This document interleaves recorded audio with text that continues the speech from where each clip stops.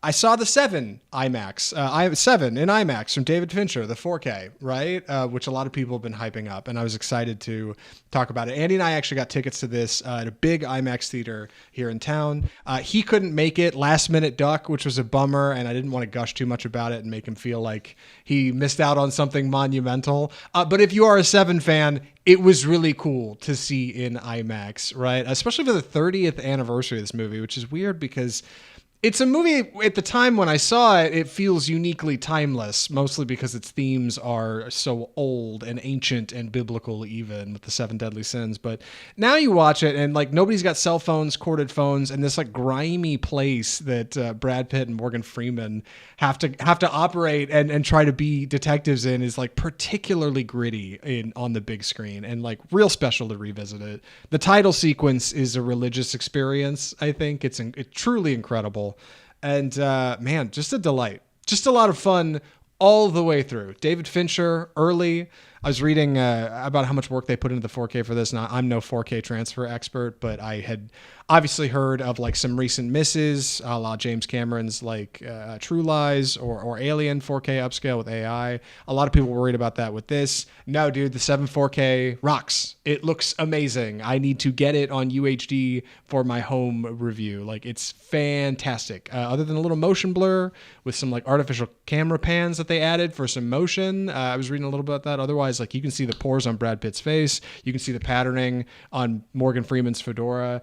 All of like the 90s like fashion pattern choices and detective noir are in here. Stripes down the shirts, a vest on Morgan Freeman, like the holster he's got. Like, it just looks fantastic. And all of that is like such great work on a movie that I think a lot of people have like ultimately boiled down to like the what's in the box meme. Like, really special to see it like revisited and unpacked, no pun intended, to be something special and new. And like, I think it's fantastic, dude. Like, I like Fincher a lot. The 7 4K looks incredible. If you have the means, go see it in IMAX if you can. I don't even know if it's still showing. If it is, please do. If not, the 4K looks great and the new upscale looks great. Have confidence in buying 7. It's good. It's a good watch. It's a good watch. Like 7. Any other thoughts on that, Andy, before we jump into news? I didn't know if you wanted to ask me anything about it, or, you know, happy to share my 7 hot takes, I guess is what I'm saying. What do you got? Anything? Yeah, I mean, how's it hold up after? Because I feel like this kind of film has been done a lot now. We've had a lot of detective noir. We've had things like Saw, which are definitely inspired by things like 7. So kind of how does it hold up after just so many years of like copycats and similar movies? Dude, like fine wine. Because a lot of people remember 7 as being like grisly and gory, and like, it's actually not. There's not that much on-screen violence in 7. It's in your head. 5 minutes, yes, 5 minutes of any Saw movie makes 7 look like kid stuff. Like, any Saw film, pick any one of them out of the filmography, like, and this looks like nothing. You know what I mean? Like, most of it's off screen, most of it's subtle, most of it takes time. I'd forgotten about the 7-day structure of the week. You've got like these title cards: Monday, Tuesday, Wednesday, Thursday, but most importantly, like, there's no reference to time and place, really. Like, we know it's the 90s because we can see the phones they're using, kind of their style, but like, this city is unnamed. They're not in Chicago. They're not in New York. We don't really know where they're at. And whenever somebody asks Morgan Freeman where he's going or what he's going to do after retirement, because he retires in 1 week, it's always some like ethereal large answer, like far away from here, or I'll always be around. Like, there's just this kind of like large something to it that makes it feel so much bigger than just the character you're watching on screen, these big themes. And it's so great when like dumb Kevin Spacey shows up at the end, because obviously he's somebody we don't like talking about in the film industry. Brad Pitt's been catching a lot of heat lately for similar stories, similar scandal, I should say. But like, it's so great when he shows up at the end and like has this wonderful monologue in the car on the way out to the field, where Spacey explains to Pitt, who's saying, "You're crazy, dude. You're a nutball. There's nothing to you. You know, you're as thin as a sheet." Spacey's like, "Hey, you might think I'm nuts, but the people this happened to, all of these victims, none of them were good people. Every one of them was a monster. Every one of them is absolutely like the lawyer I iced for greed, the supermodel I iced for pride, like the lazy guy for sloth. I don't know. Like, it's interesting, and like, it's a lot denser than I remember, because I think over time you just start to remember it as, oh yeah, it's that really grisly movie that like Kevin Spacey shows up halfway through. It's a lot more than that, and like really, really plays great. Really quick before we jump into news, Andy, what did you watch while we were away? A bunch of stuff since it was the Christmas break. I did what will now be my annual views of the Holdovers. Love it every time. My first time watching White Christmas, which I'd never seen it. It's a Christmas classic, but it is pretty old, and I have to like be proactive at seeing older things. Love the first half of White Christmas. A little slow in the second half. As Above, So Below, which is a found footage horror film from 2014 about a group of explorers going into the Paris catacombs. That's a lot of fun. Short watch that a friend was telling me about.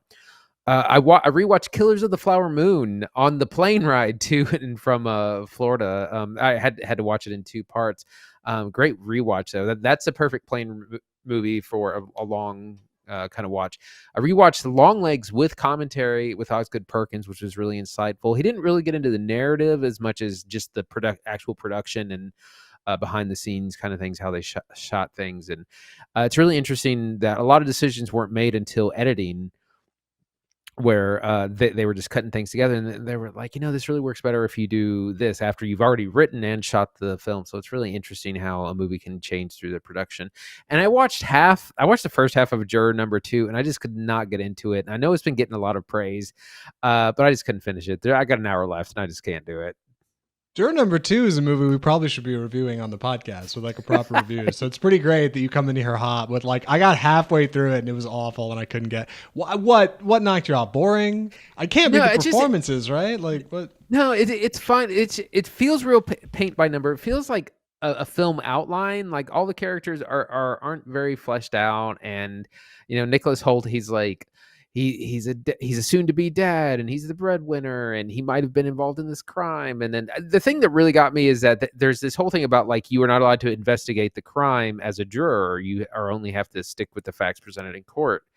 And one of the jurors is dismissed for doing exactly that. And then they kind of go ahead and do it anyways in the jury deliberation room. And I was like, what are we doing here? So I stopped it at that point. It's about halfway through. Yeah, all right. Well, hey, love White Christmas. When you told me you watched that a couple weeks ago, I was gushing about it. I think that movie's awesome. Love The Holdovers, an annual you'll watch for sure. On my end, it was a whole lot of animated junk, which is weird. I don't usually spend a lot of time in the animated space. I watched Ralph Bakshi's Lord of the Rings, like the 70s one, which is fun for 2 reasons. 1, because the rotoscoped animation looks wild. And 2, because it's before Peter Jackson's Lord of the Rings, which now is so definitively the way most people think of that property, that you think of like the characters and the setting that and so seeing somebody else try to do it years before in animation with the same rubric, the same Tolkien books, and just going at it from a different direction is kind of fun. But not for me. I didn't even make it through it. Disney's Fantasia, which I didn't think I would end up watching all the way through, and then totally did. What can I say? The magic of Fantasia pulled me in. It's such a weird, experimental, big theater movie coming from Disney at the time. The Sword and the Stone, which is, I think, my favorite Disney animated feature still. It's so weird and odd and bouncy.